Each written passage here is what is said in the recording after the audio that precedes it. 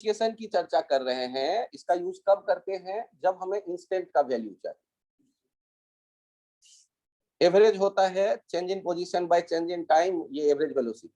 लेकिन instantaneous velocity होता है change in velocity by change in time, where change in time is very very very very small. Delta t tends to 0, उसको mathematics में लिखते हैं dx by dt। उसे पढ़ते हैं differentiation of x with respect to time. इसे अलग अलग जगहों पे बैठे दो व्यक्तियों ने डेवलप किया, एक न्यूटन ने और एक लेबनिटीज ने। तो दोनों के नाम से कैलकुलस डेवलप हुआ, ऐसा कहा जाता है। ये मैथमेटिक्स का एक ब्रांच है। लेकिन न्यूटन को फिजिक्स के कुछ एक्सप्लेनेशन के लिए उसकी नीड थी, लेबनिटीज को अपनी मैथमेटिकल एस्पेक्ट्स के लिए नीड रही होगी।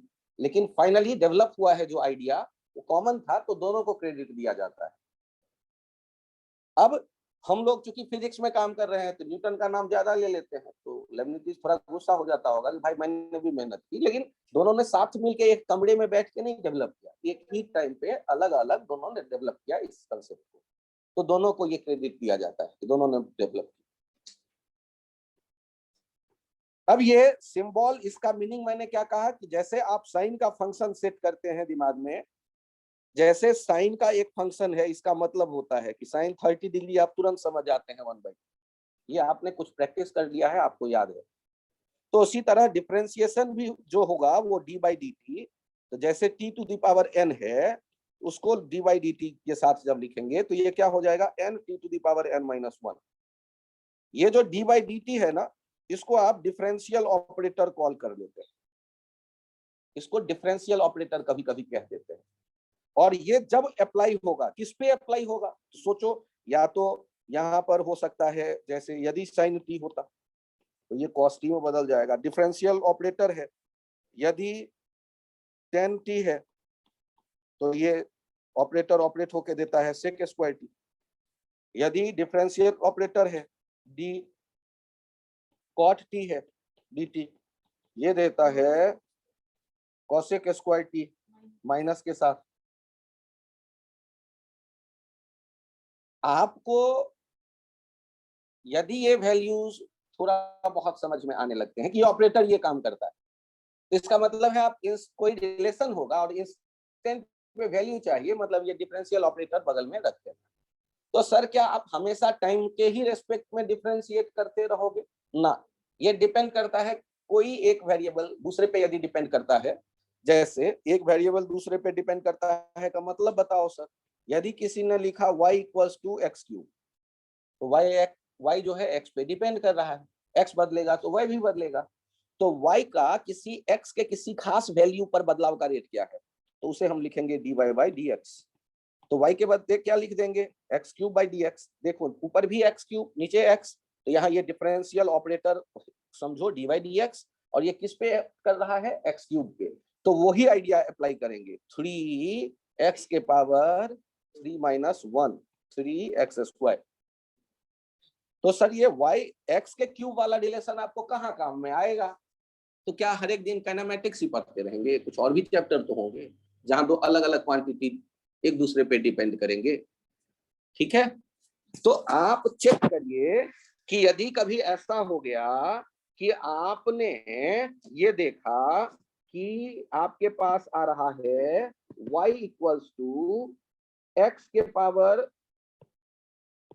1/2, स्क्वायर रूट उसे ही कहते हैं, और हमें इसके लिए लिखना है dy बाई dx। तो कैसे लिखेंगे, dx to the power 1/2 by dx, 1/2 x के पावर 1/2 माइनस 1, 1/2 x के पावर माइनस 1/2, 1/2 x के पावर 1/2, 1/2 रूट x। तो हमने अभी अभी ताजा एक रिजल्ट देखा, d square root of x by dx, ये क्या हो जाएगा, 1/2 रूट x।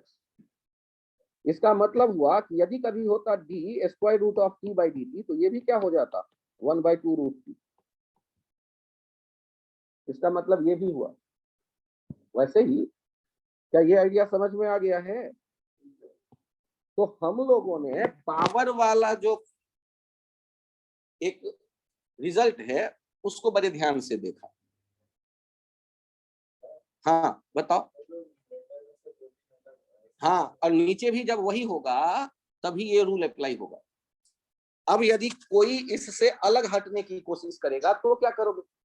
यदि कोई कहता है कि एक पार्टिकल जा रहा है एक्स एक्सिस और उसका जो वेलोसिटी है, और वो वेलोसिटी है ऐसे दिया गया है कि वेलोसिटी डिपेंड कर रहा है, जब पार्टिकल एक्स पोजीशन पे है तो वेलोसिटी डिपेंड कर रहा है एक्स क्यूब पे, और तुमसे कह दे कि इस समय पार्टिकल का एक्सेलरेशन क्या होगा ये बताओ, तो तुम्हारे मन में विचार आएगा कि सर ने बताया था। इस एग्जाम्पल को ध्यान से देखिए, आपके मन में ये विचार आएगा कि सर ने बताया था कि एक्सेलरेशन चाहिए, तो कोई बात नहीं, एक्सेलरेशन के लिए तुम्हें याद है वेलोसिटी के चेंज का रेट टाइम के रिस्पेक्ट में dv by dt लिख दिया। लेकिन अगला ही स्टेप आ गया आपके पास dx क्यूब by dt, और आप यहां फंस गए। क्यों फंस गए?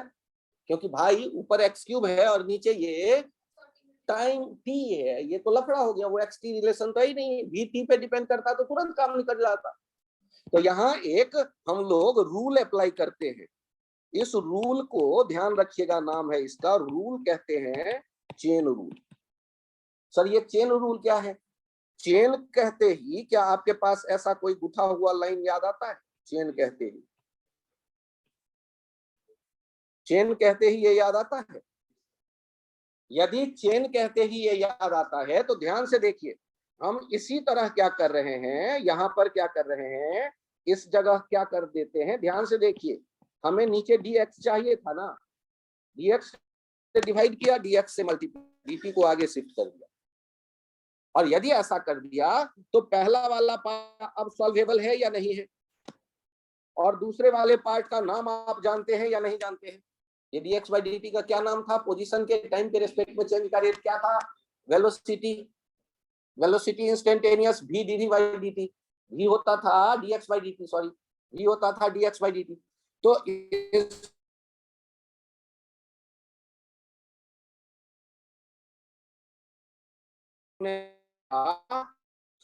स्क्वायर और दूसरा लिख लिया v। यहाँ जो आपने रूल अप्लाई किया है इसे कह रहे हैं चेन रूल।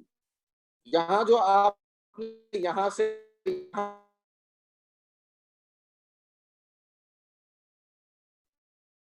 आपको कुछ और चाहिए तो वो रख सकते हो, मैं 2 मिनट बाद इसे और एक्सप्लेन कर देता।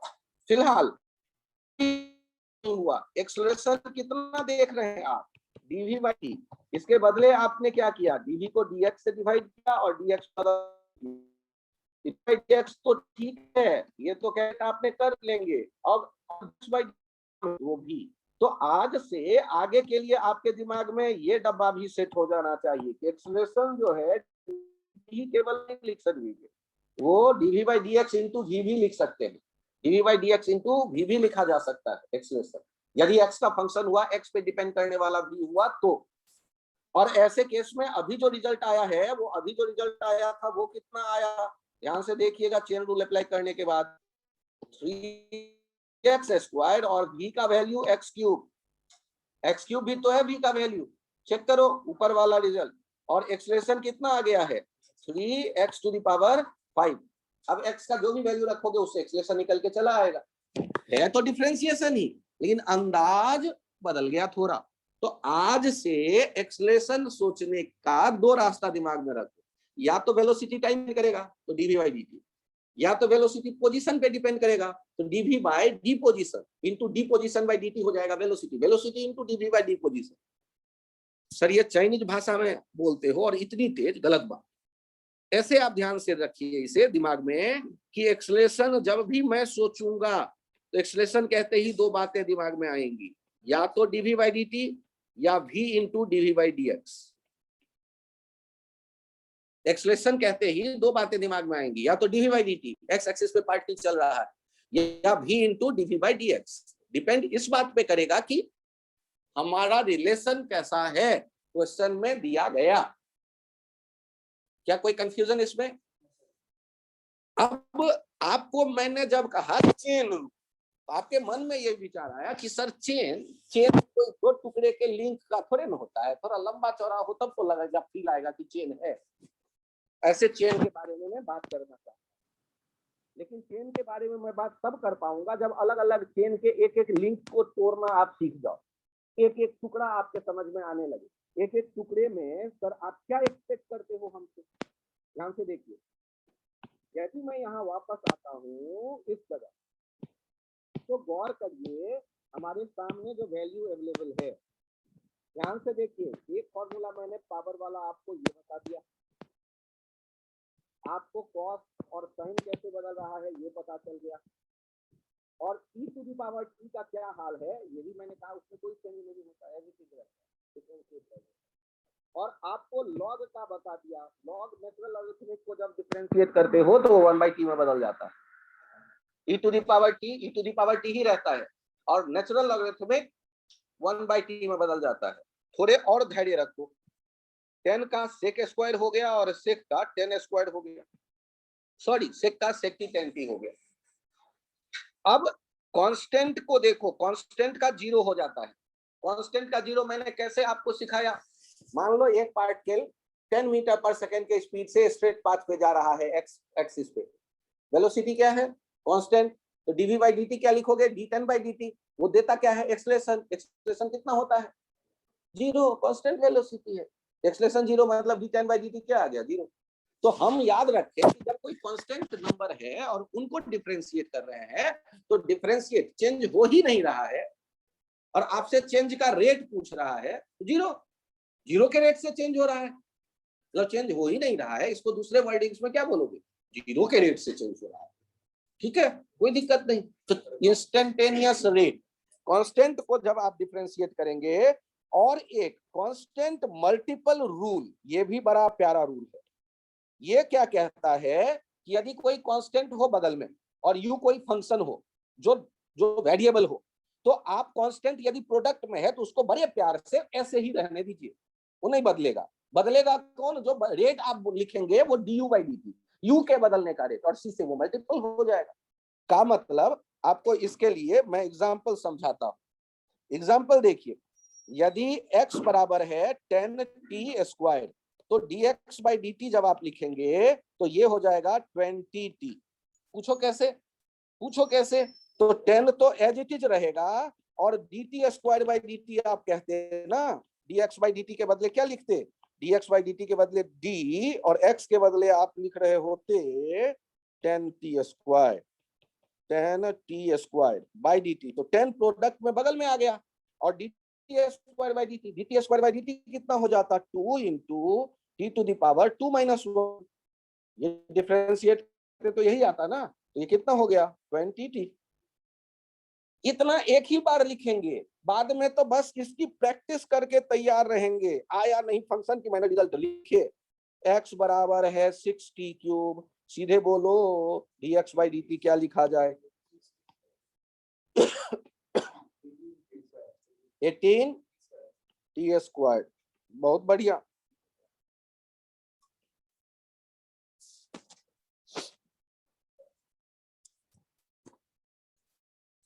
x बराबर है 5t², x बराबर है 5t², x बराबर था 6t², तो dx/dt पहले क्या लिखा था 6t³, तो ये हो गया था 6 × 3 × t², 18t², और x बराबर है 5t², तो dx/dt क्या लिख दोगे, क्या लिख दोगे 5t² में 10t। इसमें कोई कंफ्यूजन है तो बताओ। आपके पास है, ध्यान दीजिए, y = 6√t, तो याद करो dy/dt क्या लिख देंगे 6 1/2√t, 2 3 जा 6, 3/√2, 3/√t।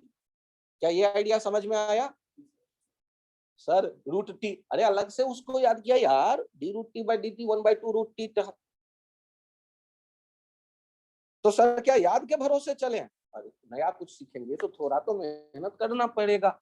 सर मैं इसको हर एक बार डिराइव करूंगा, बड़े अच्छे बच्चे हो, एग्जाम 3 घंटे का होता है और उसमें 300 क्वेश्चन आप देखते हो, एक ही क्वेश्चन में डिराइव करने में बर्बाद हो गया टाइम, तब तो वैसे ही रह गए बाहर, तो इसीलिए कोई डिराइव नहीं। जितने अच्छे तरह आपको याद है ए माने एप्पल, ये नहीं कि ए माने और 3 दिन बाद बताओगे सर एप्पल, तब तक तो निपट जाएगा पूरा गन। तो इसका मतलब है कि साइन 30 डिग्री मतलब ये नहीं कि साइन 30 सर मैं डिराइव करूंगा। अरे डिराइव क्या करोगे, या तो याद है या नहीं याद है। साइन 30 1/2 तो याद है, तो सीधे उसी तरह टी के स्क्वायर का क्या होगा, टी एन का क्या होगा, वो हमने याद है किया हुआ। रूल के नाम पे क्या है वो चेक करो। एक डिफरेंस का रूल कहता है और एक प्रोडक्ट का। डिफरेंस वाला क्या कहता है और ये सम वाला, पहले इससे देखो। यदि सम में होंगे दो फंक्शन तो इसका मतलब है कि D by d t you के साथ भी जाएगा डिस्ट्रीब्यूटिव लॉ, और D by d T V के साथ भी जाएगा।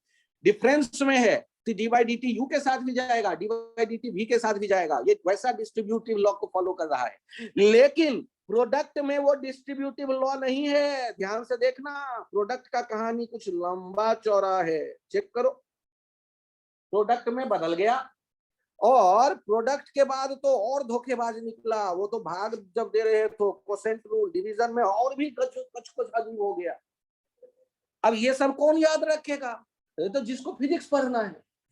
आप फिजिक्स पढ़ना चाहते हैं, काइनेमेटिक्स नहीं बनाएंगे तो अगला चैप्टर नहीं आएगा। काइनेमेटिक्स में 9th वाला ही केवल बनाएंगे, एक कांस्टेंट, तो फिर 11th में कैसे आएंगे।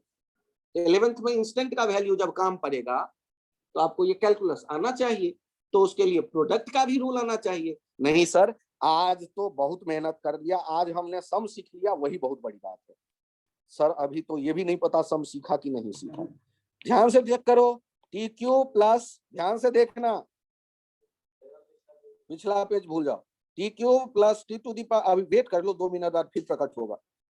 टी, यार नहीं यार, ये सब बच्चा सब बड़ा मेहनत कर रहा है। लो पिछला पेज देखो पिछला पेज देख लो 2 मिनट। कौन सा वाला रूल पे हो गया ना, ना देखो देखो, कांस्टेंट, कांस्टेंट वाले में क्या करना है, 0। प्रोडक्ट वाला जो रहेगा, नंबर से यदि मल्टीप्लाई में है कोई वेरिएबल, तो नंबर को स्वतंत्रता दिवस मनाने दो, ऐसे ही बैठे रहने दो। और चेंज का रेट, चेंज वाला किसका, वेरिएबल का, प्रोडक्ट में रहेगा। यदि दो फंक्शन है जो जुड़े हुए हैं प्लस या माइनस के साथ, तो दोनों टुकड़ों के अलग अलग डिफरेंशिएशन करके एज इट इज छोड़ दो, वही प्लस या माइनस साइन के साथ।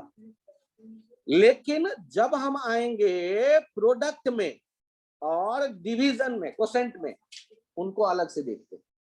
तो उनको अलग से क्या देखें, पहले तो सम और सब्सट्रैक्शन ही एक बार प्रैक्टिस कर लेना, फिर तो प्रोडक्ट और डिवीजन के बारे में विचार करेंगे।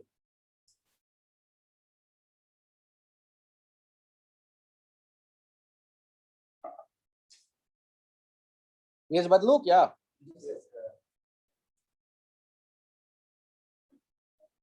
यहां चेक करिए, मुझे बताइए x बराबर है 6t² plus 5t³ minus 3t plus 8। Sir आपने कहा था प्लस सिखाऊंगा माइनस सिखाऊंगा, यहाँ तो सब कोई प्रकट हो गया एक साथ। चलो शुरू हो जाते हैं। dx by dt, पहला वाला टुकड़ा हो गया 6 × 2t, अगला वाला हो गया 5 × 3t², और अगला वाला हो गया -3 × 1 dt by dt 1, या t के 1 × t⁻0 बड़ा मन करे तो, नहीं तो सीधे 1 लिख लो। और अगला वाला कांस्टेंट, इंडिपेंडेंट कांस्टेंट, तो d8 by dt क्या होगा, 0। ये बहुत प्यारा एग्जाम्पल है। यदि ये समझ में आ गया तो एक लेवल आप क्रॉस कर गए, एक लेवल ऊपर आ गया। सर तो दूसरा लेवल नहीं, इसी लेवल पे एक एग्जांपल और, ये है t² और ये है t³। अब बताओ dx by dt क्या लिखने वाले हो, तो 2t और plus -3t⁻⁻4, 2t by -3/t⁻4 square नहीं, ओ -3 -1 -4 -3 -1, अरे दिख गया सबको। अच्छा ध्यान देना, तो हम लोगों ने ये देखा कि इन्वर्टेड भी है फंक्शन, तो टेंशन नहीं है, पावर ऊपर ले आएंगे, निगेटिव में दिखेगा। फ्रैक्शन में है तब भी चलेगा, निगेटिव पावर है तब भी चलेगा। कहानी में ट्विस्ट थोड़ा सा तब आ रहा है जब ऐसे दो फंक्शन हो और आपस में मल्टीप्लाई करके रख दिए जाए। सर कैसे? हाँ, अच्छी बात है। ये देखो कैसे, यहां पर आपके सामने है x equals to e to the power t into sine t. अब क्या हो गया, e to the power t का अलग से जानते हो या नहीं जानते हो, और साइन टी का भी अलग से जानते हो या नहीं जानते हो। यहां कौन सा फॉर्मूला लगाओगे, ये तो दोनों मल्टीप्लाई होके बैठ गए। तो ध्यान से देखिए, जब x बराबर u v दो प्रोडक्ट में होते तो आप जब dx बाई डी टी लिखते तो ये हो जाता d u into v by d t. U और v दोनों फंक्शन है t का। तो आप एक बार एक को डिफरेंशिएट करो और दूसरे को एज इट इज छोड़ दो प्रोडक्ट में, और बीच में प्लस का साइन आएगा, और u को एज इट इज छोड़ दो और v को डिफरेंशिएट करो डी बाई डी। सर देखो, ये एग्जाम्पल तो मतलब लफड़ा करेगा, ये तो कंसेप्ट जो है, ये पहले तो कंसेप्ट ही नहीं सेट हो रहा। तो घबराना नहीं है, घबराना नहीं है, पहले यही सेट कर लेंगे, फिर फॉर्मूला अप्लाई करने की कोशिश करेंगे।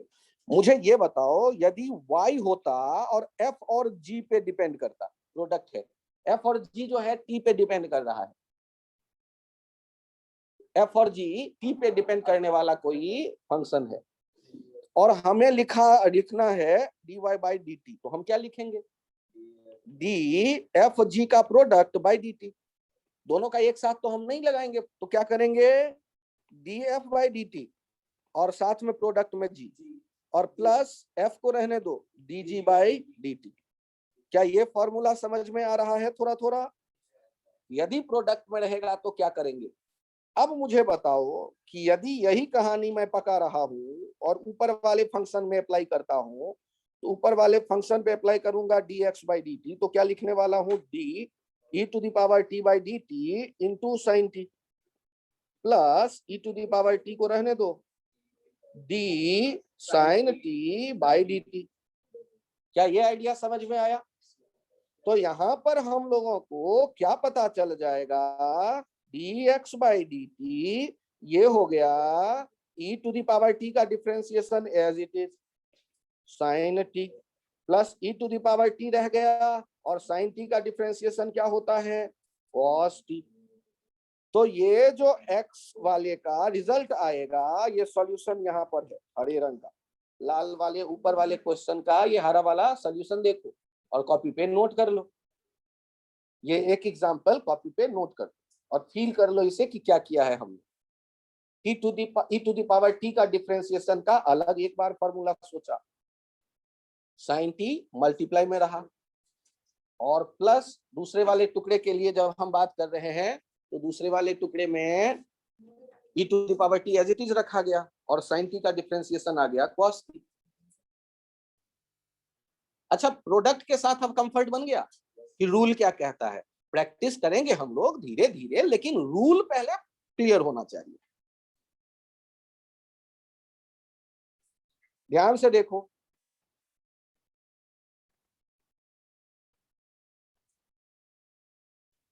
यदि हमारे सामने x equals to t cube और साइन टी हो, तो क्या करेंगे, dx by d t. Direct देखिए, तो यहाँ प्रोडक्ट रूल की प्रैक्टिस कर रहे हैं हम लोग, तो सॉल्व करते हैं dx by d T.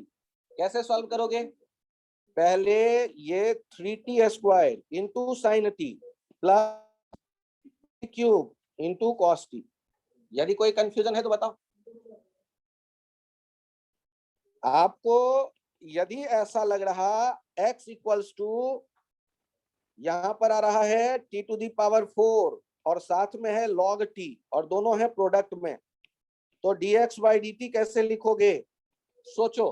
t to the power 4 का हो गया 4t cube into ln t और प्लस t to the power 4 into 1 by t, log t का डिफरेंशिएशन 1 बाई टी हो गया, ये log t का डिफरेंशिएशन 1 बाई टी। तो ये जो मंगल ग्रह का कंसेप्ट है, क्या अब धीरे धीरे अर्थ का लगने लगा? कोई खास मुश्किल वाला काम नहीं है। प्रोडक्ट में जब होंगे तो 2 बार मुझे डिफरेंशिएट करना है, और केवल उतना ही नहीं, दो टुकड़े भी बन जाएंगे। सर यदि 3 प्रोडक्ट में हुए तो 2 को पहले एक साथ कर लेना, एक को अलग, और फिर बाद में वैसे एक्सटेंड कर लेना।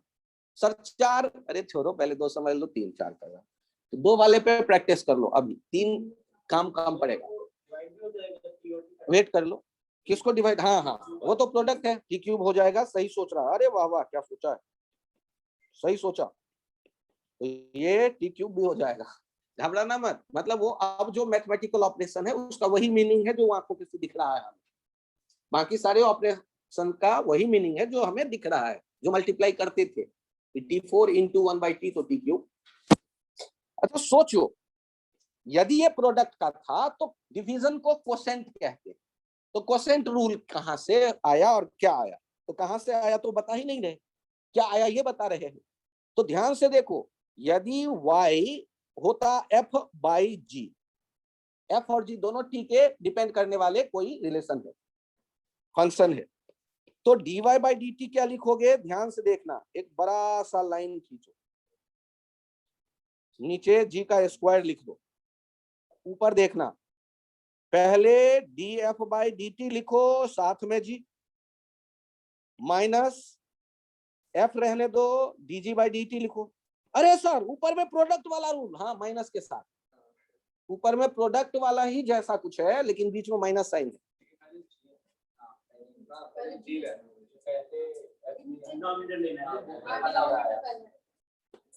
वेट कर लो यार, y equals to u into v था, तो dy बाई डी टी क्या लिखते थे, du by d t into v plus u dv by d t लिखते थे ना, लिखते थे पक्का। अरे वही काम करो ना यार, f और g को देख के, df by d t into g, नीचे वाला जो देख रहे हो, और नीचे क्या आ जाएगा, नीचे आ जाता है डिनोमिनेटर का स्क्वायर, नीचे आ जाता है डिनोमिनेटर का स्क्वायर, ये रूल में है अपने पास, ऊपर वाला बीच में माइनस साइन है, ये थोड़ा सा अंतर है। सबसे आगे जी आएगा, मैं कह रहा हूं कि जो जी नीचे है ना, नीचे जीएस है वो पहले आएगा, अगर फिर एफ आएगा गलत, पहले ही एफ आएगा, df by d t into g, जो डिनोमिनेटर है वो मल्टीप्लाई होगा, पहले प्रोडक्ट पहले बाद में प्लस से सर करेक्ट पड़ेगा, लेकिन उसमें टर्म्स हो जाएगा। वाह वाह सही है, सही जा रहे हो, ठीक है, तुम लोग सही सोच रहे हो कि पहले डिफरेंशिएट करेंगे f को और बाद में डिफरेंशिएट करेंगे g को, पहले जो है उसको डिफरेंशिएट करना है, पहले f है तो न्यूमरेटर में जो है उसको पहले डिफरेंशिएट करना है, न्यूमरेटर वाले को पहले डिफरेंशिएट करना है, साथ में डिनोमिनेटर प्रोडक्ट में, माइनस डिनोमिनेटर को डिफरेंशिएट करेंगे, प्रोडक्ट में रहेगा न्यूमरेटर, और डिनोमिनेटर में, होल के डिनोमिनेटर में डिनोमिनेटर का स्क्वायर। अरे छोड़ो, पहले मल्टीप्लिकेशन सीख जाते हैं, डिफरेंशिएशन की बात करेंगे, नहीं सर अब तो कर ही लें। चलो एक काम करते हैं, x को देखते हैं, sine t by 6t cube plus 5, दो फंक्शन पसंद आ गए। अब दोनों में ऐसा भी नहीं है कि मैं नीचे वाले से ऊपर को डिवाइड करके टुकड़ा कर लूं, छोटा कर लूं, कुछ नहीं, ऊपर तो साइन टी है, कहां से डिवाइड करोगे, ये तो एज इट इज रहेगा। अब मुझे चाहिए dx बाई डी टी, ध्यान से देखना क्या करूंगा, तो पहले लिखूंगा d sine t by d t, साथ में ये ब्रैकेट आएगा 6t square plus 5 minus sine t as it is रहेगा, और d ब्रैकेट में आएगा 6t square plus 5 by d t, और नीचे आएगा, अच्छा क्यूब है तो क्यूब करो दोनों जगह, और नीचे आएगा 6t क्यूब प्लस 5 का होल स्क्वायर, डिनोमिनेटर का स्क्वायर। अब यदि एक स्टेप आगे बढ़ जाएं तो dx बाई डी टी जो हमें दिख रहा है, ध्यान से देखिए, साइन t का डिफरेंशिएशन हो गया cos t, और ब्रैकेट में क्या बचा उसे ढूंढ लो, 18t स्क्वायर प्लस 0, और यहाँ पे नहीं, यहाँ पे नहीं, यहाँ जैसे है वैसे ही रहेगा, यहाँ जैसे है वैसे ही रहेगा, 6 डिफरेंशिएशन यहाँ नहीं हुआ है, 6t cube plus 5 minus sine t, और उसके साथ प्रोडक्ट में कौन आ गया, प्रोडक्ट में आ गया 18t² और अपॉन होल के 60³ + 5 का जो भी है नीचे वाला उसका स्क्वायर। ये नोट कर लीजिए, एक एग्जांपल, इस पे 10 नहीं करवाऊंगा, ये एक करवा लेते हैं और धीरे धीरे इस पे एक्सपर्टीज आती जाएगी। अब इसके बाद सॉल्व करना चाहते हो तो करो, मुझे कोई दिक्कत नहीं। यदि लगता है कहीं से कुछ कॉमन आएगा, कुछ कटेगा पिटेगा तो ठीक है, नहीं तो ऐसे छोड़ दो। उसके बाद सारे सिंबल के अपने मीनिंग हैं, उनको जो ऑपरेशन में जो आप करना चाहते हो उसका ऑपरेशन का मीनिंग आपको पता है, प्रोडक्ट आपको पता है, डिवीजन आपको पता है, टी साइन टी। ये हो गया कोसेंट रूल। अब सबसे इंटरेस्टिंग रूल वो है जिसकी कहानी मैंने शुरू की और छोड़ दी, चेन। एक बहुत प्यारा चेन दे बनाता हूं मैं, ध्यान से देखो। x = sin ln t²। अरे ये क्या है, पहले ये t² आर्ग्यूमेंट है किसका, साइन का, लॉग का, और log t² आर्ग्यूमेंट है साइन का। तो ये एक दूसरे में गुथे हुए हैं, ये प्रोडक्ट में नहीं है। t² का वैल्यू जब हम देंगे तो log t² निकल के आएगा, t का वैल्यू देंगे तो। फिर से सुनो, साइन का आर्ग्यूमेंट हमेशा थीटा देते थे और साइन के आर्ग्यूमेंट में मैं लॉग का फंक्शन डाल रहा हूं। हाँ, उसके लिए ये पूरा मिल के थीटा है, और लॉग के आगे जो रखते थे वो t²। अब ये तो एक के दूसरा, ये प्रोडक्ट थोड़े ना कहलाएगा, ये तो आर्ग्यूमेंट में बैठ गया ना जाके। अब यहाँ कैसे डिफरेंशिएशन होगा, ध्यान से देखो। ओ, तो जब आप कहते हैं ना चेन रूल, तो पहले ध्यान से देखो, चेन बाहर से सोचो, dx/dt साइन वाला किसमें हो गया, कॉस, और बाकी एज इट इज छोड़ दो। उसके बाद अब साइन, अब उसके बाद वाले को सोचो, लॉग का हो जाएगा 1/t², और t² का हो जाएगा 2t।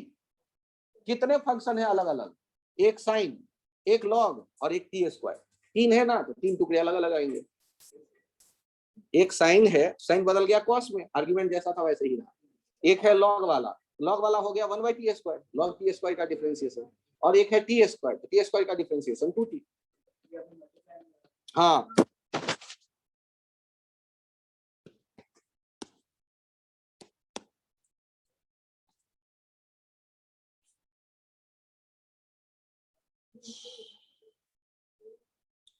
ये पूरा एक टुकड़ा, ये एक टुकड़ा और ये एक टुकड़ा, देखो ना बोर्ड पे, ये 3 टुकड़े हैं जो प्रोडक्ट पर।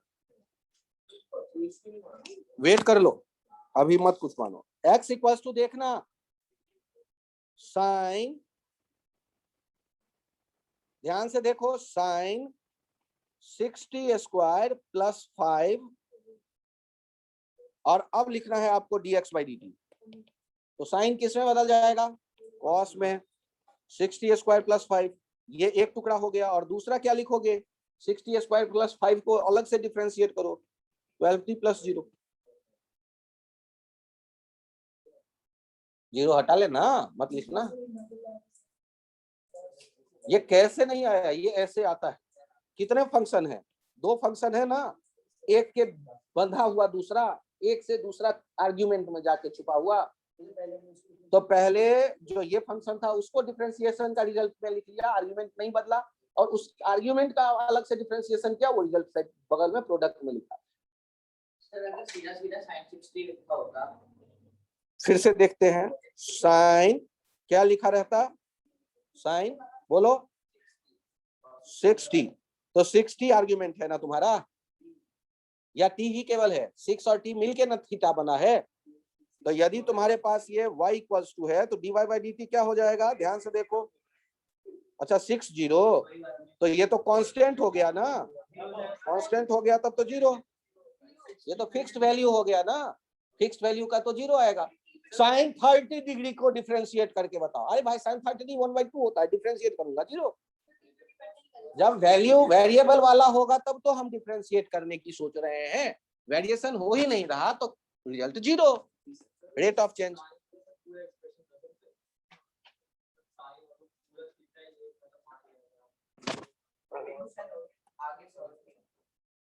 वेट करो, ध्यान से देखो, ध्यान से देखो। एक एक्सप्रेशन हम लोगों ने लिया था शुरू में, x equals to sine log t square. तो इसको ऐसे देखो, हमें चाहिए क्या, ध्यान से देखिए, dx by d t, d sine ln t square by d t. मैं चेन रूल में आता हूं, डी साइन, ध्यान से देखना, ln टी स्क्वायर यदि एंगल होता तो नीचे भी मुझे वही लिखना चाहिए।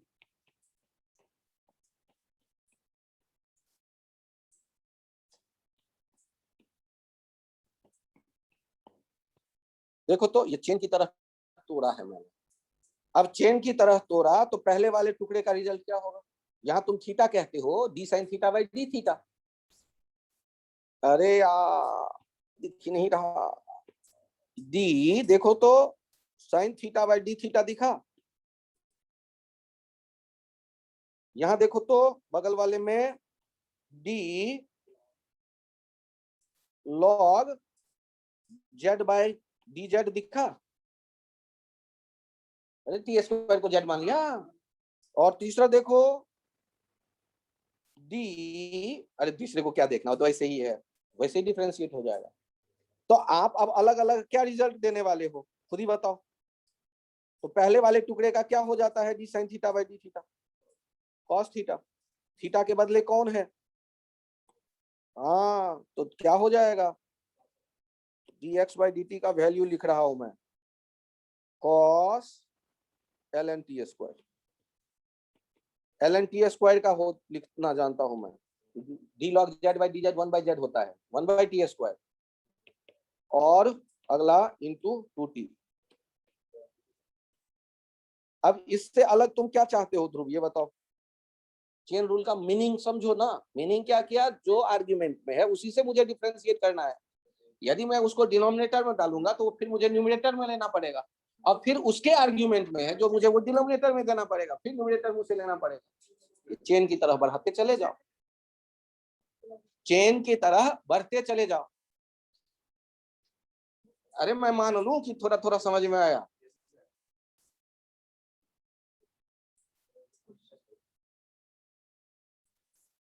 आप इसके प्रैक्टिस करते हैं, जैसे आ रहा है sine e to the power t cube plus 5।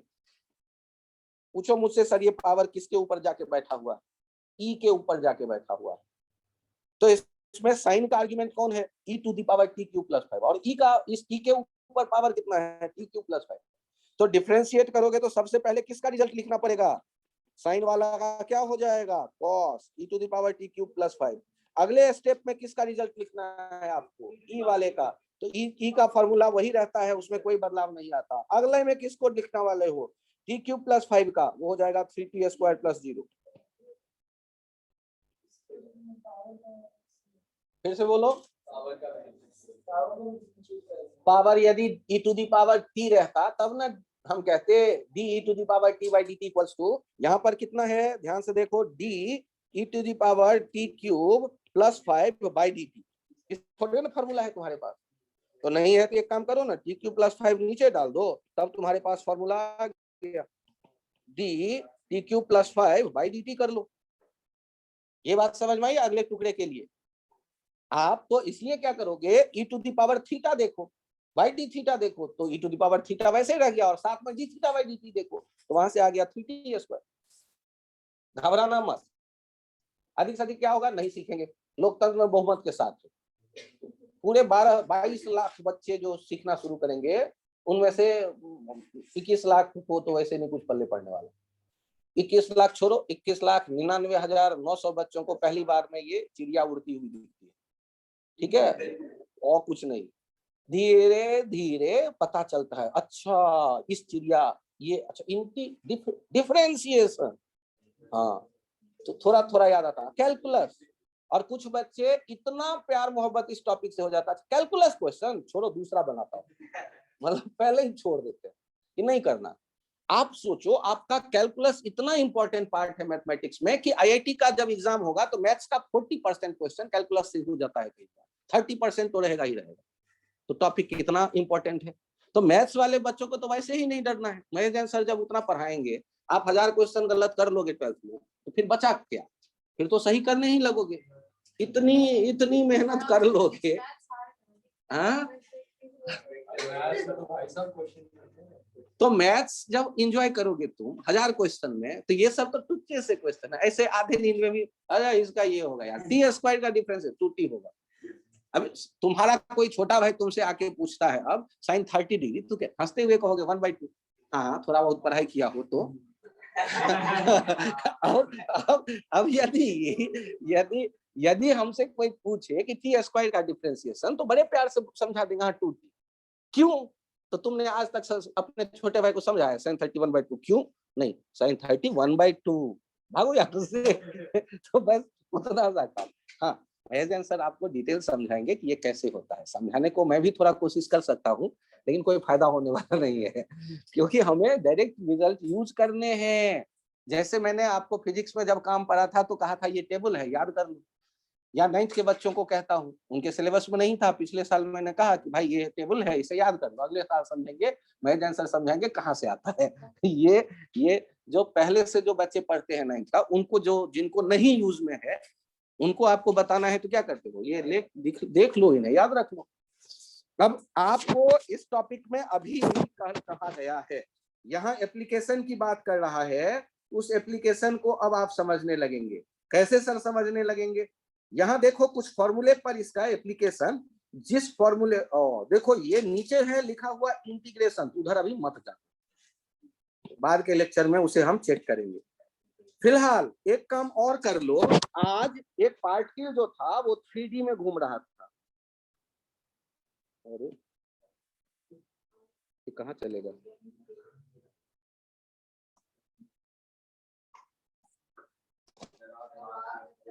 क्या हो गया?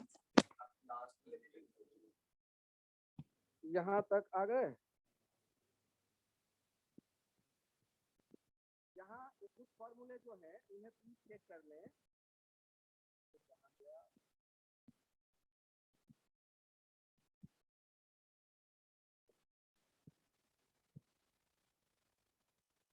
ये देखिए, आप लोग जल्दबाजी में इनको देख लीजिए और हाँ या ना में जवाब दे दीजिए। ये पहला वाला जो है एग्जाम्पल का सेट डिफरेंशिएट कर लोगे सारे? एक नजर देखो और बस उसमें हाँ या ना, सिंपल। उसके बगल वाले में आ जाओ, ये कह रहा है फोर्स बताओ। तो फोर्स बताओ, तो फोर्स होता है मोमेंटम के चेंज का रेट, न्यूटन्स लॉ, मोमेंटम के बदलने का रेट, और किसी इंस्टेंट का मतलब डिफरेंशिएशन। तो यदि आपको फोर्स चाहिए तो फोर्स क्या हो जाएगा? dp/dt। इंस्टेंट पे मोमेंटम के चेंज का रेट फोर्स देता है। अच्छा, ये अगला वाला देखो, पूछ रहा है वेलोसिटी क्या होगा। तो वेलोसिटी निकल आएगा v dx/dt। v जो होता है वो क्या होता है? dx/dt। चलो अगला देखो, ये v का कोई फंक्शन है, यदि अप्रोप्रिएट नहीं तो छोड़ देना। नेट फोर्स बताओ। यदि v का फंक्शन है x वाला, तो एक्सेलरेशन निकलेगा dv/dx इंटू v, जो अभी अभी मुश्किल से याद करके भूले हैं।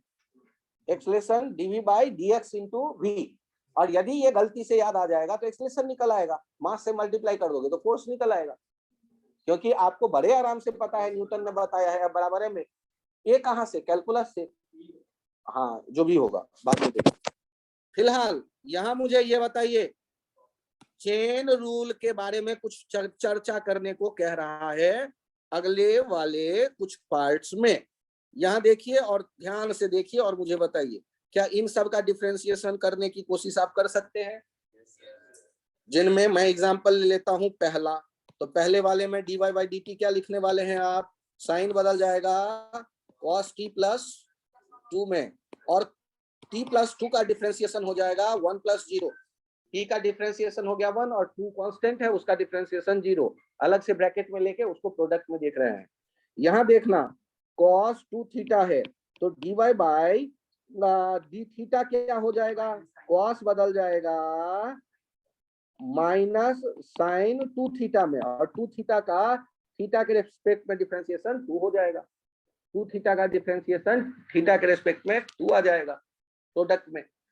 आपके पास है साइन स्क्वायर्ड टी, यदि y इक्वल्स टू आ रहा है, y इक्वल्स टू आ रहा है साइन स्क्वायर टी, तो ये तो पावर हो गया ना, तो पावर वाला काम करते हैं पहले। dy बाई dt जब लिखना है तो 2 इंटू साइन टी, और फिर साइन को डिफरेंशिएट करेंगे कॉस टी। नहीं सर नहीं सर नहीं समझ में आया। y equals to z square कर लो, और z कौन है, साइन टी। तो यदि आपको लिखना है dy बाई dt, तो हम क्या लिखेंगे, dz square by dz into dz by dt। dz square by dz क्या हो जाएगा, 2z dz by dt।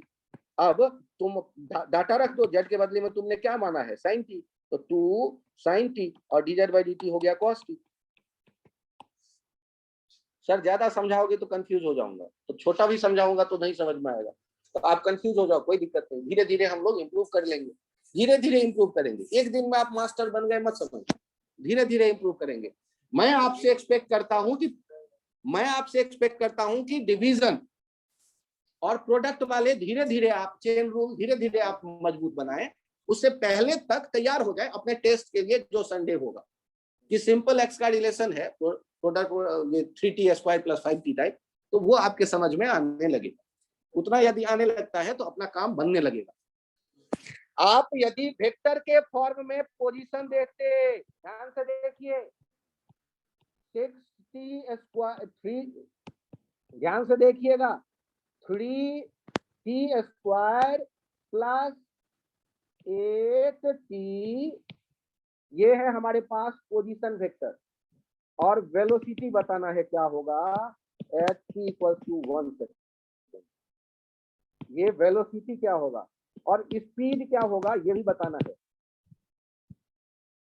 Acceleration क्या होगा ये भी बताना है। सर और भी कुछ लोग, अरे बहुत हुआ। अब हम लोग यहाँ सही कह रहे हो, अभी बच्चा मुझे याद दिला रहा है कि सर आपने लेफ्ट साइड में वेक्टर लिखा हुआ है, लो अब आई कैप जे कैप डाल दिया, आप पसंद आ जाएगा, वेक्टर दिख गया आई कैप जे कैप के बाद। अब याद आ गया यदि मुझे कि मैंने वेक्टर लिखना था छोड़ दिया, तो अब लिख दिया वेक्टर। अब देखो सॉल्व करते वक्त, देखो मुझे बताओ, सॉल्व करते वक्त मुझे बताओ, वेलोसिटी क्या जानते हो, पोजीशन के चेंज का रेट, तो पोजीशन के चेंज का रेट क्या हो जाएगा, 3t स्क्वायर हो जाएगा 6t i cap plus 8j, i j as it is रहेगा, आप फंक्शन को डिफरेंशिएट कर लो, आ गया भी, और उसको एक बार और डिफरेंशिएट कर देंगे तो कौन मिलेगा, एक्सेलरेशन वेक्टर कितना आएगा, 6 आई कैप और बाकी 0, क्योंकि 8j, सर जे, अरे जे भी कांस्टेंट, 8 भी कांस्टेंट, 8j गायब कर दो। अब हमें एक्सेलरेशन तो पता चल गया, टाइम कोई भी हो यही रहेगा। अब यदि मुझे at t equals to 1 second velocity लिखना होगा तो क्या लिखूंगा, 6 i cap plus 8j cap. Speed लिखना होगा तो याद करो स्पीड को कैसे डिफाइन किया, वेलोसिटी का मैग्नीट्यूड किसी इंस्टेंट के, under root 6 square plus 8 square that is 10 metre per second. और एक्सेलरेशन देखोगे, एक्सेलरेशन 6 आई कैप, एक्सेलरेशन देखोगे तो एक्सेलरेशन 6 आई कैप। तो वेक्टर भी यदि है तो काम हम कर सकते हैं घबराए बिना।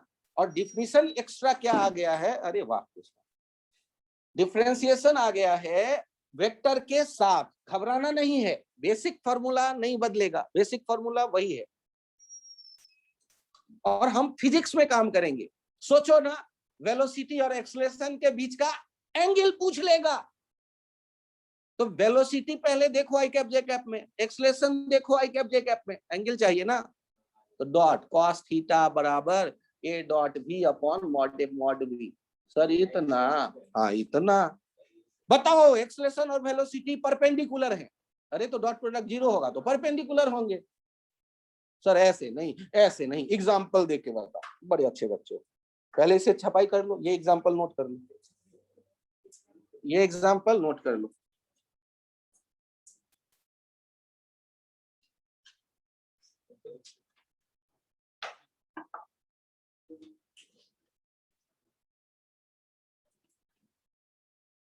हाँ सही सोच रहे हो, 53 डिग्री ए और बी के बीच का एंगल। अरे वाह ब्रो, दिख गया बच्चे को।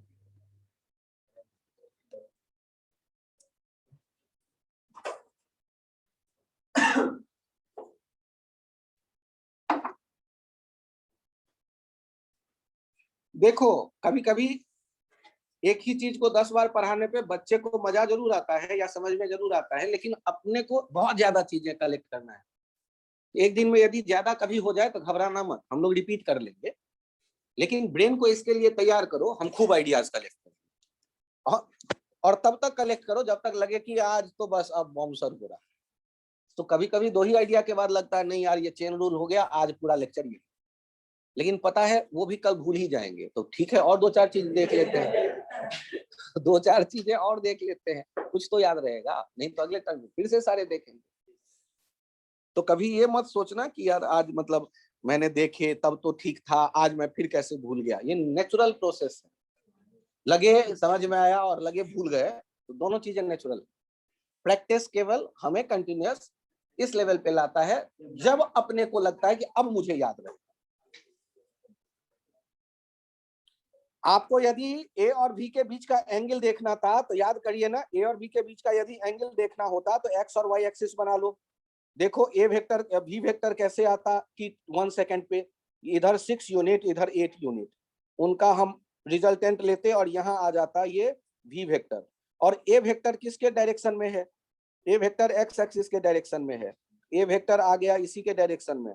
दोनों के बीच में एंगल तो यही होता थीटा, और कॉस थीटा कितना दिख जाता परपेंडिकुलर बाय ये टेन थीटा कितना दिख जाता, टेन थीटा दिख जाता परपेंडिकुलर बाय बेस। यहाँ पर है 8 और ये है 6, 8/6, 8/6 4/3, आपको थीटा पता चल जाता 53 डिग्री। डायग्राम से ही दिख जाएगा ये, इसमें तो कॉस थीटा के फॉर्मूले में जाना ही नहीं पड़ेगा। 1 सेकंड पे कितना एंगल होगा, दिखा या नहीं दिखा। ए वेक्टर बना लिया एक्स वाई प्लेन में, अब वी वेक्टर बना लिया एक्स वाई प्लेन में, और दोनों के बीच का एंगल वैसे ही tan थीटा से दिख गया परपेंडिकुलर, क्योंकि आई और जे ही है, एक्स और वाई दिख रहा है सीधे सीधे। 1 सेकंड पर मुझसे यदि एंगल पूछ देता तो ये टफ क्वेश्चन हो जाता अभी के लेवल पे हमारे लिए। अभी तो एक तो वेक्टर, दूसरा डिफरेंशिएशन, और तीसरा उसके वेक्टर में एंगल। मतलब एक तो करेला, दूसरा नीम चढ़ी, कितना तीता होगा वो सोच सकते हो। तो वैसा ही है, एक तो वेक्टर वही मुश्किल से हमने उसको पकड़ा थोड़ा बहुत, फिर कैलकुलस वो भी अभी थोड़ा रुला ही रहा है, और दोनों मिल करके मजे दे रहे हैं क्वेश्चन में। तो आपको धीरे धीरे ये टूल्स इकट्ठे करने और ये साथ मिलके यूज होंगे। और इसीलिए आईआईटी में मजा आता है कि टूल्स बताने के बाद भी लोग इसे यूज नहीं कर पाते, और जो कर पाते हैं वो भीतर जाते हैं, क्योंकि जिनमें वो कैपेबिलिटी है कि चीजों को हैंडल कर लेंगे बहुत से अलग अलग आइडिया को मिक्स करके, आईआईटी उन्हीं को बुला रहा है कि भाई आ जाओ, स्वागत है।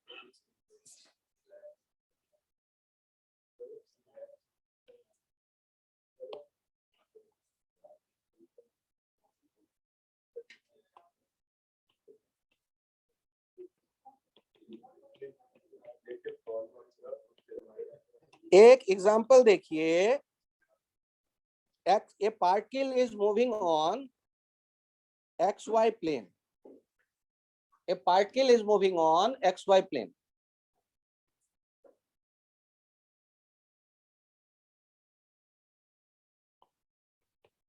such that its position at t is x equals to 6t square minus 2t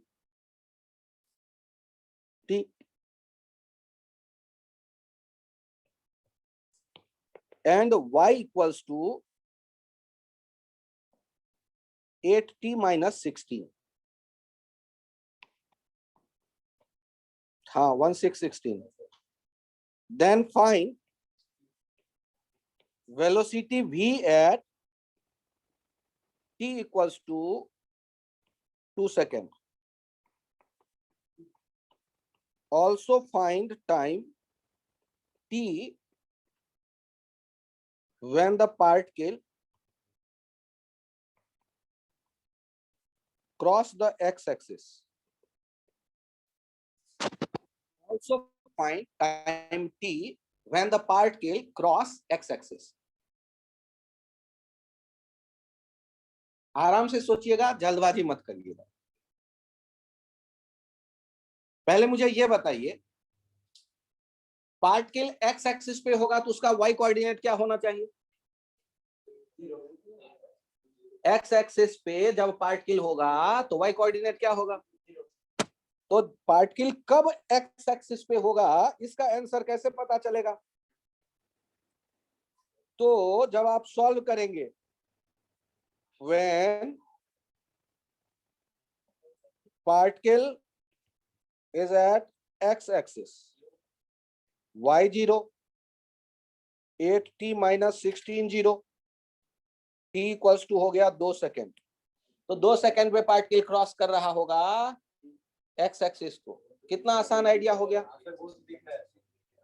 और अब यदि आपको चाहिए पोजीशन वेक्टर, याद करिए पोजीशन वेक्टर क्या लिखना सिखाया था किसी पार्टिकल के लिए? एक्स आई कैप प्लस वाई जे कैप, जो उनका पोजीशन होता था, एक्स वाई जो कोऑर्डिनेट है उसी से तो लिखते थे।